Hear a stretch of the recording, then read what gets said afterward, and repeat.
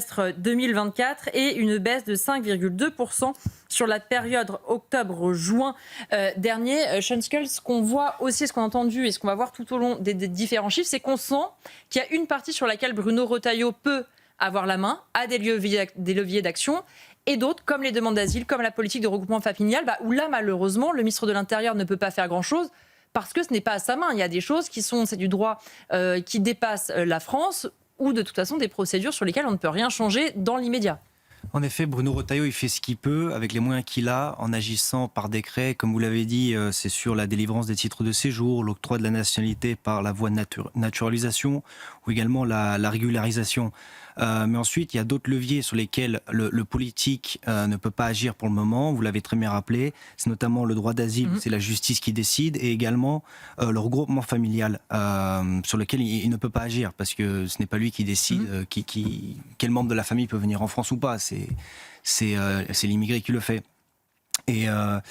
Et en l'occurrence, ce périmètre politique sur lequel il n'a pas la main représente aujourd'hui environ 200 000 entrées par an.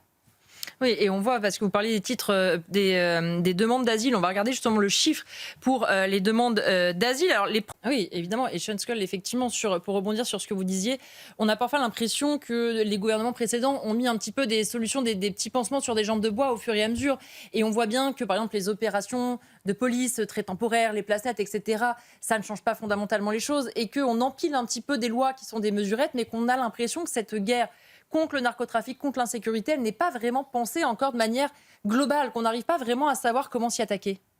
Oui, et je rejoindrai les propos que, en fait, la situation que l'on vit aujourd'hui, c'est des décennies de laxisme, et également c'est le fait que la police, elle attrape les délinquants, mais le problème, c'est que la justice ne les condamne pas. Et je regardais les statistiques en préparant l'émission, 80% des Français pensent aujourd'hui que la justice est trop laxiste. Et également, le fond du problème, en fait, c'est qu'il n'y a pas assez de places de prison. Ah oui. Et également, en préparant l'émission, j'ai regardé, il y a 80 000 détenus pour seulement 62 000 places. Et il y a un autre pays en Europe que je connais très bien, qui est la Suède, qui font face au même problème. Il y a une guerre des gangs qui s'est étendue sur tout le territoire, qui est sortie des grandes villes que sont Stockholm et Göteborg, vers des plus petites localités. Qu'a fait le gouvernement suédois? Eux ont passé un accord avec l'Estonie pour louer des places de prison. Donc ça pourrait être une piste. Oui, certains commencent à l'évoquer. Oui. Anthony, même justement international au millénaire. Évidemment, on va reprendre nos débats dans un instant, mais d'abord l'actualité avec cette rencontre décisive qui aura lieu tout bientôt entre Donald Trump et Ursula von der Leyen. Et oui, le président américain et la présidente de la Commission européenne négocient un accord douanier. Ça se passe en Écosse et leur tourne. Le président américain se donne jusqu'au 1er août avant d'imposer des droits de douane de 30% sur les produits européens entrant aux États-Unis. Et il l'affirme, nous avons une chance sur deux de trouver un accord. Écoutez-le, c'est très court. Je dirais que nous avons des chances à 50-50. Peut-être moins que ça, mais des chances à 50-50 de conclure un accord avec l'Union européenne. On va revenir avec vous là-dessus, Sean Scull. Est-ce que vous pensez que c'est 50-50 ou que c'est plus compliqué que ça, ce qui va se jouer d'ici quelques minutes entre Donald Trump et Ursula von der Leyen? Non, il y a des chances qu'il y ait un accord, mais ce qui est intéressant, c'est qu'il faut regarder pourquoi est-ce que Donald Trump fait ça. Donald Trump fait ça, en fait, parce qu'on rentre dans une nouvelle ère dans le domaine des relations internationales, où c'est la fin en fait du multilatéralisme, c'est la fin d'un ordre mondial donc baptisé sur les organisations internationales telles l'OMC, qui pouvait dicter les règles. Et aujourd'hui, en fait, Trump va imposer lui ses règles à travers des accords bilatéraux, comme il est en train de le faire en ce moment même, et où il veut négocier avec Ursula von der Leyen. Et en fait, il appose en fait ce rapport de force parce que lui, il a un agenda politique. Son agenda politique, c'est quoi? C'est faut qu'il ait des résultats vis-à-vis de ses électeurs. Parce qu'il a promis dans ce second mandat de Make America Great Again. Et ensuite, également, de son côté, l'Europe, elle, doit également faire marcher ce rapport de force. Il faut qu'il rentre dans le jeu de Donald Trump.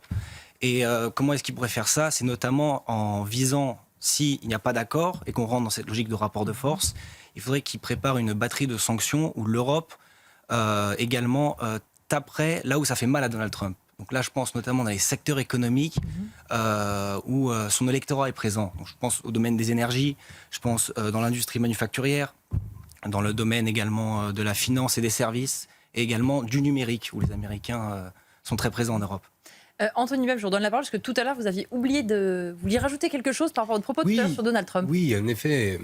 On est invité en septembre, on vient en septembre, on décide pas d'arriver 2 mois avant. Effectivement, on va se pencher rapidement sur cette réunion en ce moment même entre Ursula von der Leyen et Donald Trump sur ces droits de douane. Sean Skull, c'est vrai qu'on a beaucoup entendu, y compris des pays européens, dire on n'y croit pas trop à la menace de Donald Trump, il va parler, il va menacer, mais vous verrez qu'au bout du compte, il ne se passera rien. Là, on voit qu'on est à moins d'une semaine du moment où il faut qu'on ait ce fameux deal et que les choses s'accélèrent. Certains continue à croire que Donald Trump parle beaucoup mais n'agit pas. Donald Trump, en l'occurrence, quand il a envie et s'il a envie d'imposer des droits de douane, il le fera.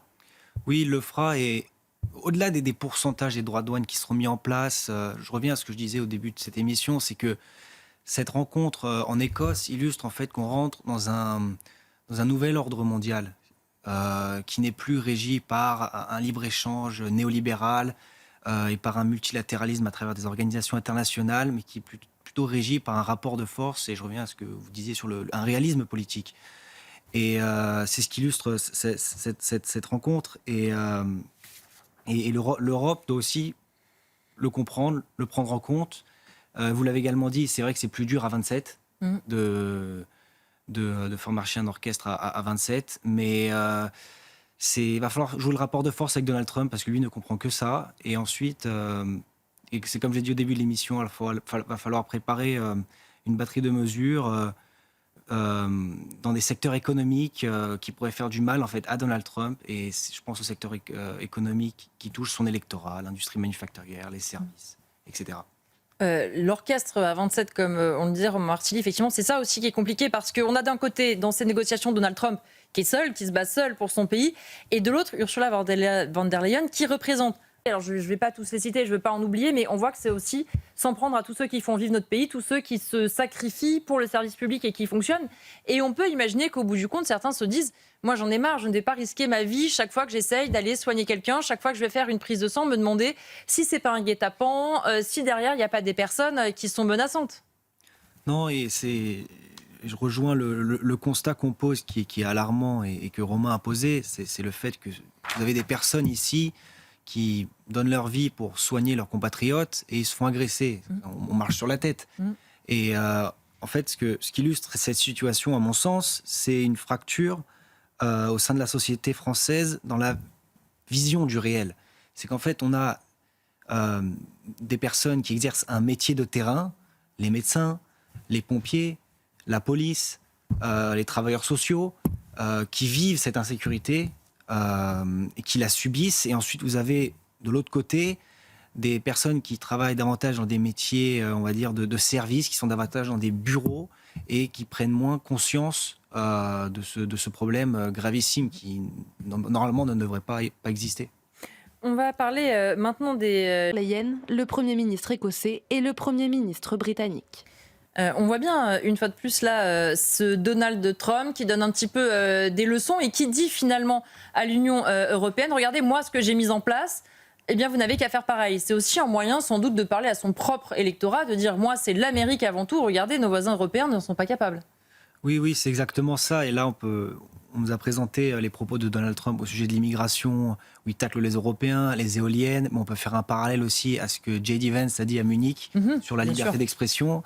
Et qu'est-ce que ça nous dit tout ça ? Faut prendre un peu de recul. Et en fait, c'est que Donald Trump a un projet idéologique qui est celui, oui, de changer l'Amérique, de make America great again, mais à travers une seconde révolution conservatrice, donc en réformant toutes les sphères de la société. Mais voilà, également, il se permet de tacler les Européens parce que cette administration juge que l'Europe est une société décadente et en déclin. Romain Artili, c'est vrai qu'on voit aussi un Donald Trump qui a une politique familiale, qui encourage notamment le fait de faire des enfants, de pouvoir bien les élever. Aujourd'hui, ça semble presque un peu trop réactionnaire. Certains vous diront, genre, c'est dépassé. Non, mais c'est pas totalement dépassé. La raison pour laquelle aujourd'hui, de plus en plus de familles hésitent à avoir des enfants, c'est parce qu'on ne répond pas à toutes les questions qu'elles se posent. Oui, et je tenais juste à préciser aussi qu'en France, les socialistes, ils sont beaucoup pour ce déclin démographique, puisqu'on note dans la courbe une chute quand, sous François Hollande, ils ont aboli l'universalité des allocations familiales. Donc, mais il y a 3 leviers, en fait, pour avoir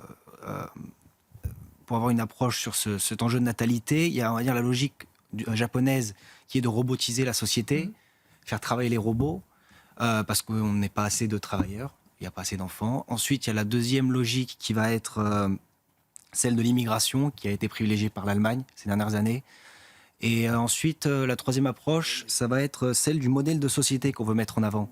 Et là, on peut donner l'exemple de la Hongrie où on met en avant un modèle de société, celui de la famille nucléaire, et non pas une société individualiste et individualisée, ou peut-être où le modèle de société où l'identité des individus se base sur la réussite économique et la consommation de masse, mais peut-être d'autres valeurs et une certaine morale qu'on peut retrouver dans un modèle de société plus traditionnel.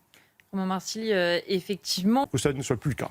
En un mot rapide pour conclure sur ces JO. Oui, je ferai le lien avec une actualité qui est la baisse du budget du sport, et c'est paradoxal. Bon, après, ça rentre dans une dynamique qui est celle de la réduction des dépenses publiques pour lutter contre la dette opérée par le gouvernement de François Bayrou. Mais c'est paradoxal dans une société aujourd'hui où on a besoin de ferveur, on a besoin de liens qui nous unissent, et le sport en est un, c'est un facteur qui rassemble les individus au-delà de leur sexe, au-delà de leur ethnicité ou religion.